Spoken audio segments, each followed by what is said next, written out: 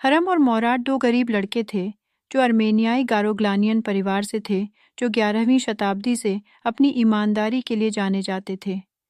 एक सुबह जब अरम सो रहा था और सुखद सपनों का आनंद ले रहा था, उसका चचेरा भाई मौराद एक सुंदर सफ़ेद घोड़े के साथ उसकी खिड़की पर दिखा। अरम को विश्वास नहीं हुआ और वह सोच रहा था कि यह एक सपना है, क्योंकि बाहर थोड़ी रोशनी थी। वह यह निश्चित रूप से जानता था कि घोड़ा असली था। चूंकि वे गरीबी से त्रस्त थे, उन्हें विश्वास नहीं हो रहा था कि घोड़ा उनका अपना है। वह यह पता लगाने की कोशिश कर रहा था कि घोड़ा उसके चचेरे भाई ने चुराया है या नहीं। मौराद उसे घूमने के लिए आमंत्रित करने आया था। उसने उसे दुनिया में हर किसी के जागने से पहले जल्दी करने के लिए कहा। अरम ने अपने कपड़े पहने और खिड़की से बाहर कूद गया और घोड़े पर मुराद के पीछे बैठ गया। वे उस क्षेत्र के पुराने ग्रामीण इलाकों में सवार हुए जहां वे रहते थे, वॉलनट एवेन्यू। कुछ समय बाद मुराद ने उसे उतरने के लिए कहा, क्योंकि वह अकेले घोड़े की सवारी करना चाहता था। अरम ने उससे पूछा कि क्या वह भी उसकी तरह अकेले घोड़े की सवारी कर सकता है, जिस पर मुराद ने कहा कि वे इसे अपनी सुरक्षा के लिए देखेंगे। उसे पता चला कि मुराद ने 1 महीने पहले घोड़ा चुराया था और रोज सुबह उस पर सवार हो रहा था। जब अरम को सवारी का मौका मिला तो घोड़ा उसे अंगूरों के बाग में ले गया और उसे फेंक दिया और भाग गया।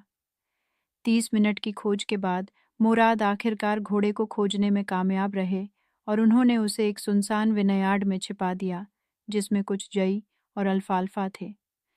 मुराद के पास हर चीज के साथ एक रास्ता था, खासकर घोड़ों के साथ। वह जानता था कि हर तरह के जानवर और इंसानों को कैसे संभालना है। हर सुबह 2 सप्ताह तक वे घोड़े को सवारी के लिए ले जाते और फिर उसे फिर से छिपा देते। एक दिन जॉन बायरो अपने चाचा खोसरोव से बात करने के लिए अरम के घर आया, जो एक चिड़चिड़े और लाउड इंसान थे, जो लगभग हर चीज पर चिल्लाता थे। बायरो ने उसे अपने लापता घोड़े के बारे में बताया, जिसे उसने $60 में खरीदा था।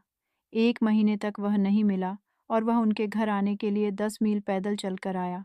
खोसरोव ने उस पर दहाड़ लगाई और उससे कहा, इसमें कोई बुराई नहीं है, इस पर ध्यान न दें।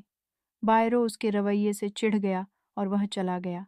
अरम मुराद के पास गया और उसे बायरो के लापता घोड़े के बारे में बताया और उससे कहा कि जब तक वह उस पर सवारी करना नहीं सीख ले, तब तक वह घोड़े को वापस न करे।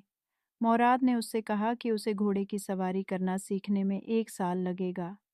उन्होंने आगे गुस्से में कहा कि वे चोर नहीं हो सकते, क्योंकि उनकी जनजाति ईमानदारी के लिए जानी जाती है, और कहा कि वे 6 महीने बाद घोड़ा वापस कर देंगे। एक दिन घोड़े को छिपे हुए स्थान पर छिपाने के लिए वापस जाते समय वे जॉन बायरो से मिले, जो शहर वापस जा रहे थे। उसने उनसे बात की और घोड़े की सावधानी पूर्वक जांच की।